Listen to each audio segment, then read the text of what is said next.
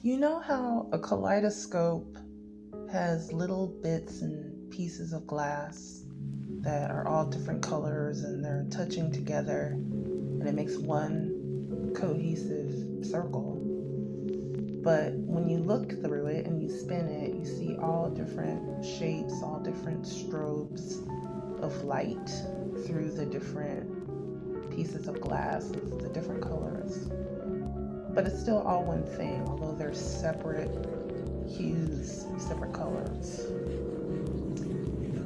I kind of think of our identities as being that way when we're thinking about it, about who we are offline and who we are online in a social media space.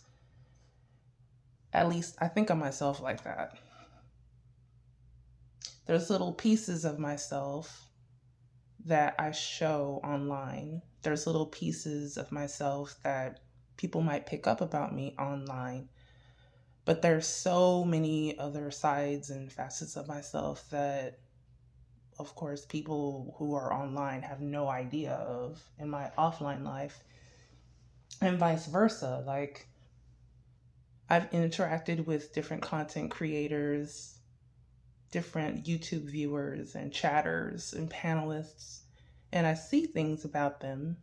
And sometimes I think I make a mistake and make assumptions about who those people are because I don't know those people. I only see little bits and pieces of them. So I think of myself that way. Like I said, people online might see bits and pieces of me and think they know who YM is, but they only know little parts.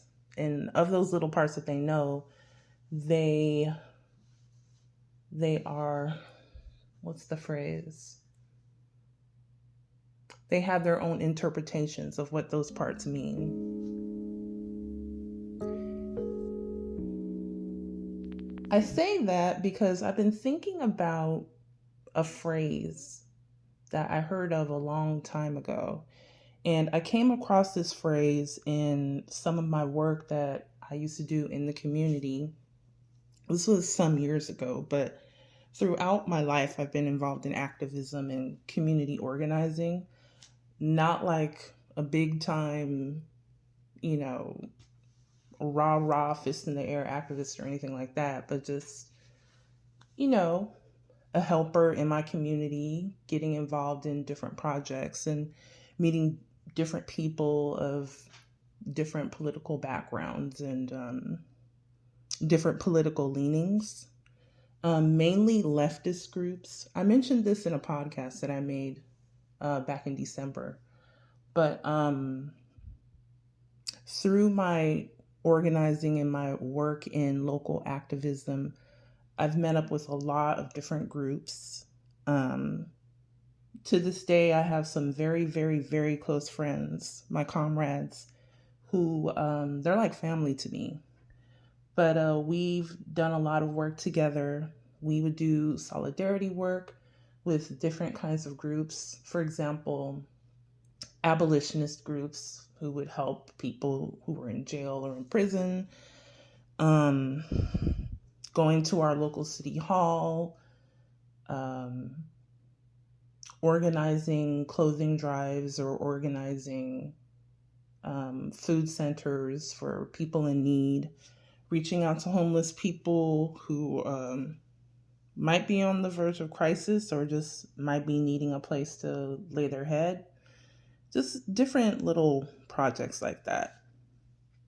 And throughout this work, throughout all the years that I've been involved in this and knowing the friends that I mentioned, we've come across a lot of radical people, a lot of different leftists, like communists, anarchists, Maoists, punk groups, anarchists, as I already said.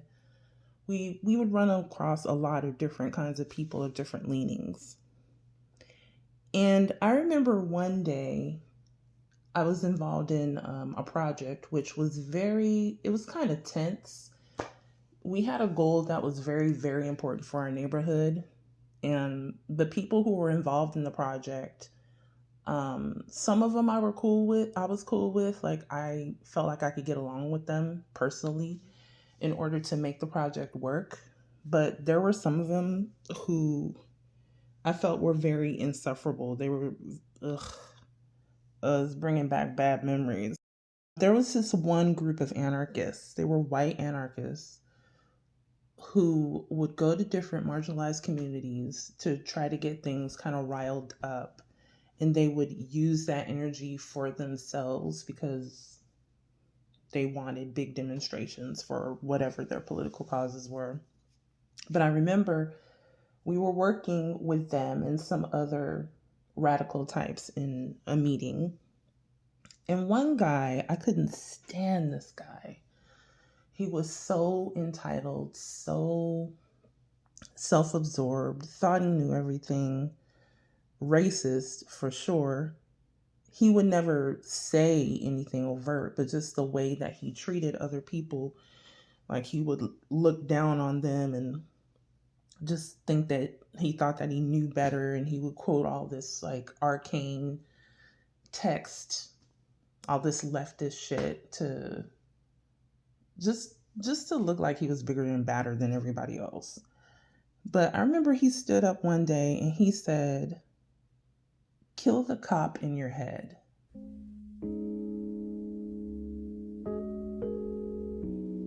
That's what he said to start off his speech of whatever he was going to say. He said, "Kill the cop in your head." And I had never heard that before. I was thinking to myself, what the fuck? What does that even mean? Milo, no. I was thinking to myself, what the fuck does that even mean? Kill the cop in your head. I was really puzzled by that. And weirdly, even though I couldn't stand that guy, that one little saying, that one phrase, just it stuck in my head. And I would come back to it from time to time, year after year. I would think about that phrase. And over the years, as I would remember what he said, things started to kind of come together for me about what I think that might mean. Each year it kind of changes. My understanding of that phrase changes. Sometimes I think it's one thing, sometimes I think it's another. So at one point in my life, kill the cop in your head meant to me that, you don't need to call the police for everything. And that was something that our group pretty much abided by. And I would say in general, in my neighborhood, that's how people are, because the cops don't really care anyway. So just having the mindset of not calling the police for everything, that became something that became implanted in my head. Like, what can we do instead of calling the police? What are things we can do other than calling the police? And of course, when people say, oh, get rid of the police, there are others in opposition. There are others in opposition who will say something like, well, if there's a crime, you're going to call the cops. You know that you're going to feel stuck and you're going to feel scared, like you need help if somebody robs you or someone tries to kill you. But I think it's a broader idea than that. Like, for a couple of years, at one point in my life, for me, not calling the police for everything meant that I needed to carry weapons and protect myself and be in a group of people who were like-minded and do the same things. I don't own a gun, but there was a time where I read a lot about weaponry, and I would gather weapons and research them and think about what was the best weapon for me for self-protection. I also thought about self-defense and did a little bit of work with that. Also, with connecting that to community self-defense, with getting the people in the neighborhood or the people in the community ready to defend themselves against whoever would be coming after them, whether that would be the cops or other community members, unfortunately, ways of defending yourself just against anybody. So I did that for a while. I was like into that as like a side project. After a while, I dropped that, wasn't thinking so much about self-defense, but I got more into restorative justice as a way of not relying on the police to solve your problems. Um, and I like the idea of restorative justice. It's not punitive. It's not like, and I've been hearing one content creator on YouTube talk about this a lot in his live streams. He talks about holding other people accountable. And it's not, restorative justice is not so much about holding somebody accountable and like forcing them to take the punishment that you want to dole out to them. A while ago, I read a couple of articles, a couple of think pieces about the concept of calling in rather than calling people out. And I think that the call in method, or the call in mindset of gathering people together and talking through an issue and resolving something in a restorative way rather than a punitive way, kind of went along with that whole that current or that flow of killing the cop in your head, of not relying on authorities and police to do what you need them to do because you feel somebody wronged you. So I was into that for a while, was learning about restorative justice and working with other people who were into that. After that kind of passed, I started thinking about and working with people in mutual aid systems. And this was something that was very interesting to me because for a time I participated in a lot of demonstrations and marches. And when events like this are planned in the community, there's a lot that goes into that. There's a lot, like not only thinking about the target of where you're marching to and the signage and how you're going to get people interested in recruiting people and getting music and mapping the route and all that stuff. But you also have to think about what to do in case somebody has a heat stroke or somebody gets hurt, somebody gets a cut. So I learned about what street medics are. They're just people who they have the know-how of how to help people who are in need of some medical assistance. That's one type of mutual aid system where this is support offered by specialist groups that's given to the community freely just because people want to do it. So I learned about the street medics. I learned a lot about urban gardens, community gardens, or urban farms. And that's a concept that I still to this day support, and I'm still into that. I know a lot of the community gardens that are in my city, and I like to visit them and patronize them. And if I can support them in any way, I try to do that. I really love the idea of community gardening. Now, I know that like a garden isn't necessarily something you think about in like connection with the police or not being dependent on the police, but it kind of is if you think about it. Like community gardening is a way that communities can work together and become more self-reliant rather than worrying about outside groups or outside authorities. It's another way of people getting closer together, building more trust, and depending on each other. Yeah. Another thing that I started learning about around that time of the medics and the community gardens was cooperatives. I actually worked in a cooperative, which was amazing. I really, really, really, really, really liked that job. I really liked working there. And I love the idea of cooperatives. Like, Just the other day, I was driving down the street and I noticed that there was a pizza place that said it was employee owned. I was thinking, damn, I need to visit that place. I mean, I just love that. The idea of, they're not exactly being a boss, but that everybody works together and supports the endeavor. I love that.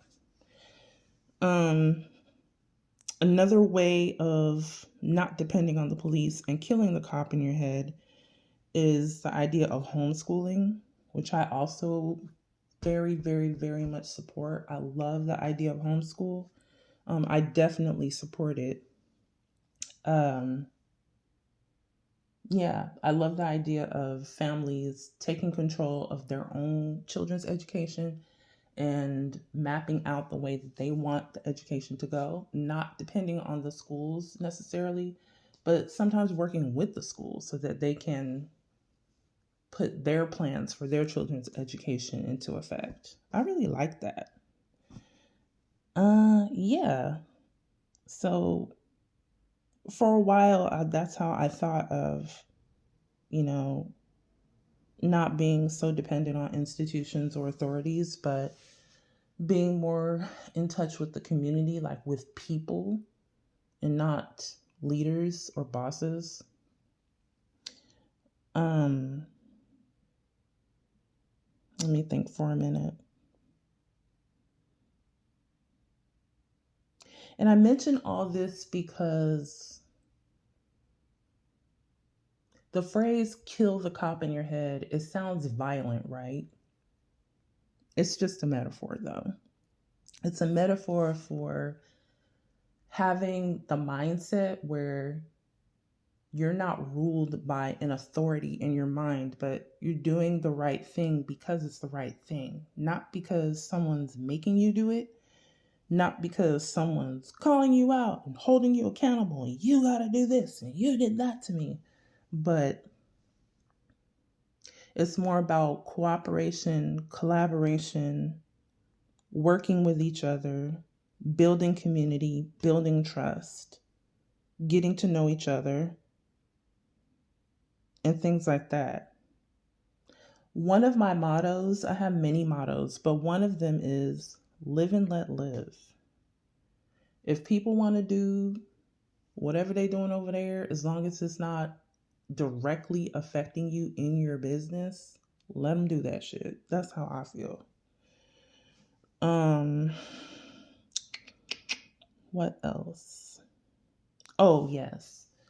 So the killing the cop in your head notion can be lots of different things, but overall, it's a mindset of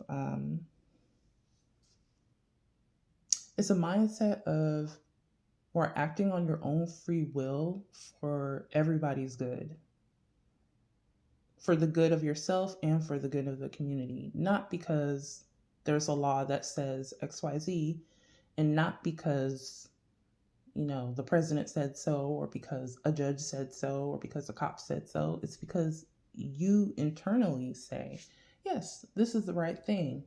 I'm in this community. Everybody agrees that this is what we do.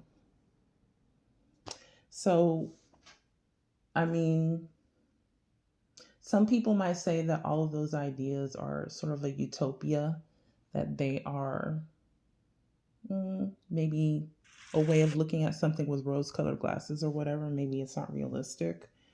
But for me, it's an idealistic way of living. It's something to aspire to. I mean, we might not ever get to that point where everybody's just, getting along, working together and all this and that, but it's better than being worried about, the cops and calling the cops on people because you want to make somebody do what you want them to do.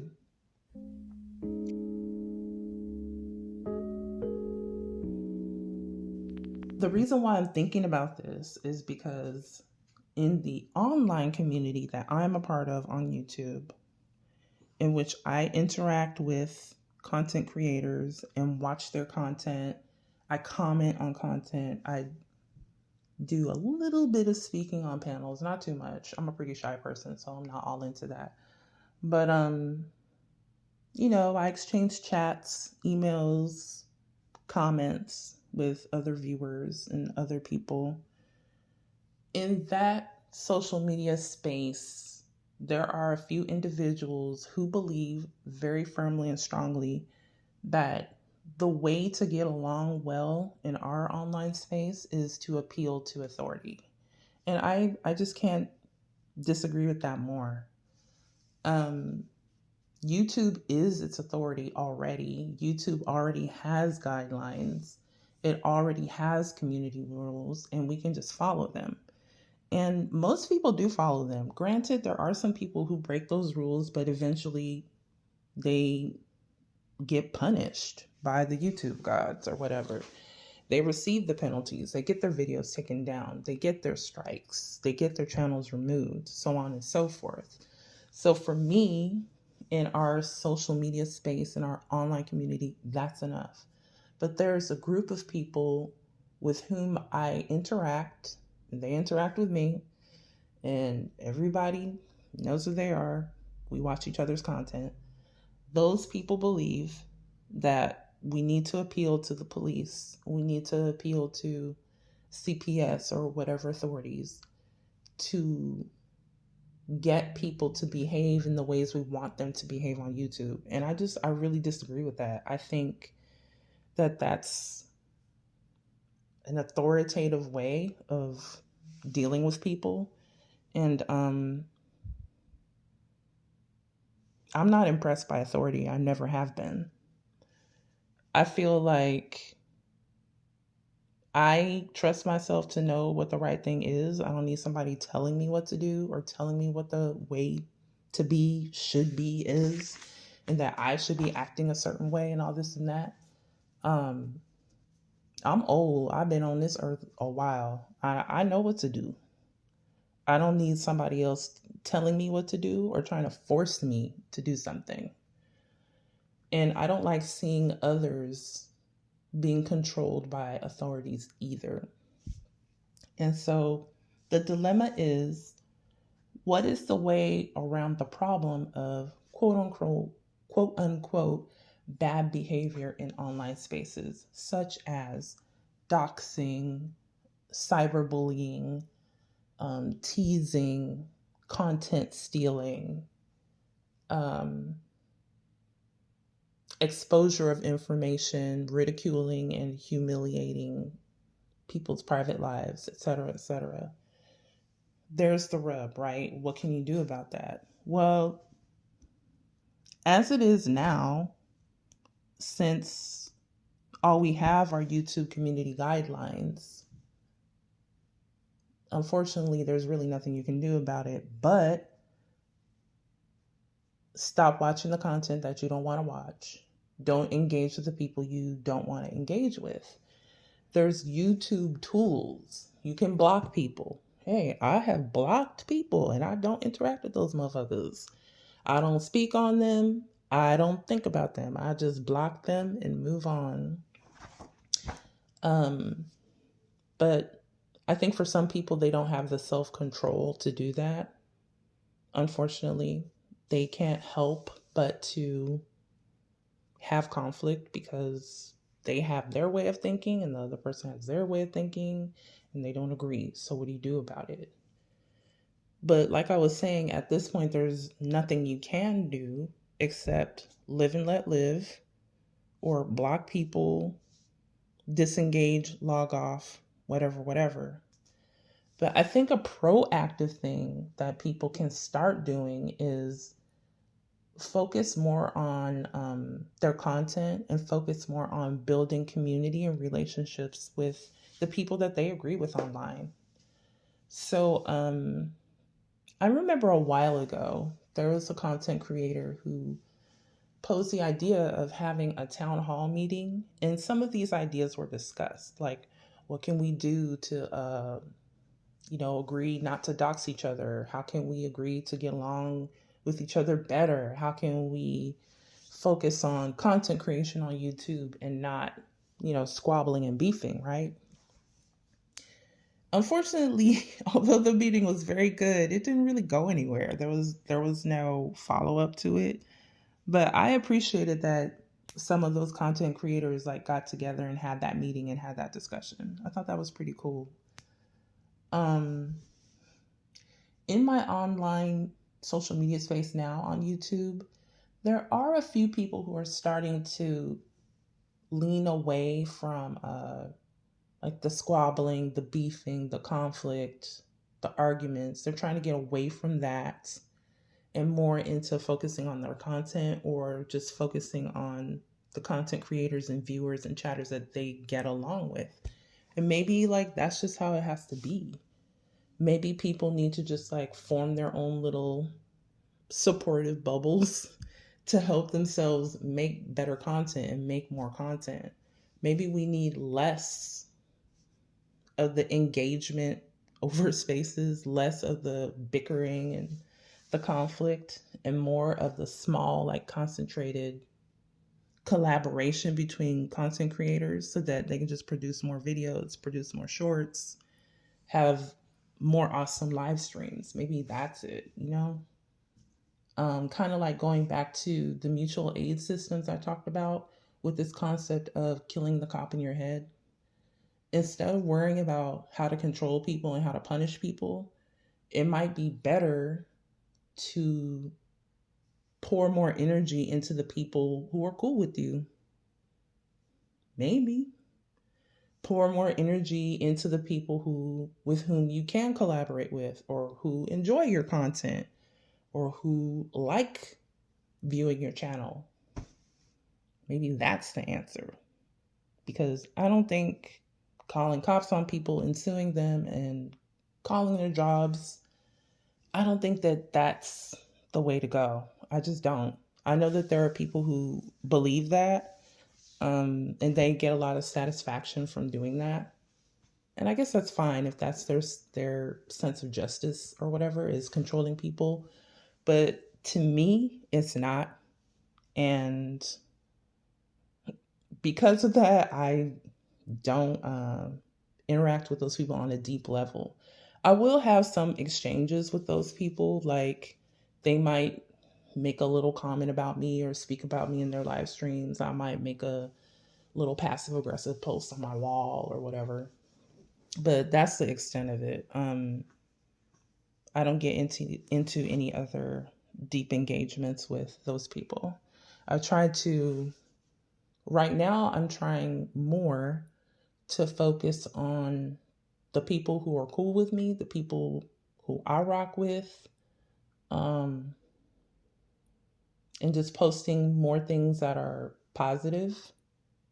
Because for a time, I was posting nothing but negativity about other people. And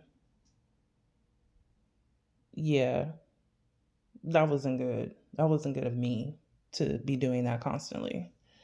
So I'm trying to have more of a balance, let's say. I'm trying to have more of a balance. But yeah, that's it. I think that's all I got to say. That's my talk about killing the cop in your head. Thanks for listening, y'all. Please forgive all the awkward pauses and the, any of my repetitions or if my voice got too monotonous at some points. I'm a slow thinker. I'm a very slow thinker. And as I said, I'm shy, so I'm not like a huge talker unless like there's a meaty thing to discuss or unless I'm very interested in a person. I don't like to talk to just be talking. That's offline or online. You know what I mean? Anyway, again, thanks for listening. Bye-bye.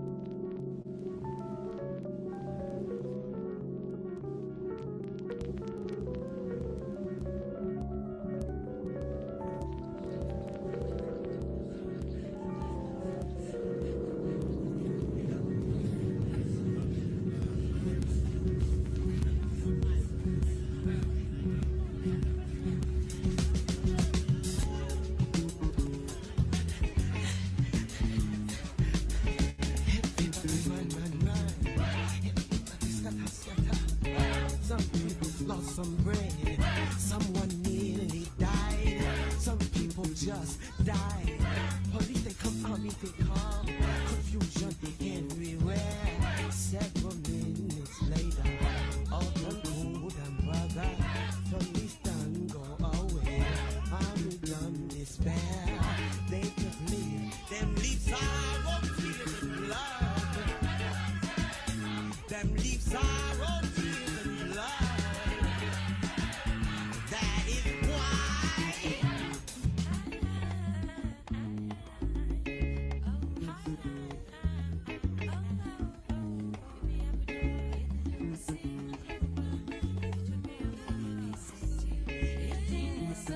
If